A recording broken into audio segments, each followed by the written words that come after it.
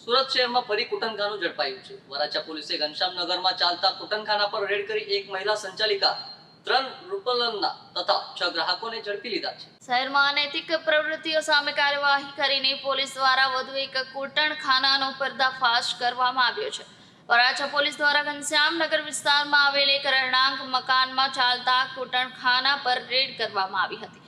પોલીસે તપાસ દરમિયાન ત્યાંથી એક મહિલા સંચાલિકા, 3 રૂપલના તથા 6 ગ્રાહકોને ઝડપી પાડ્યા હતા। ઘટના સ્થળેથી અલગ અલગ રૂમોમાં મહિલાઓ અને ગ્રાહકો કથિત રીતે અનૈતિક પ્રવૃત્તિમાં પકડાયા હતા।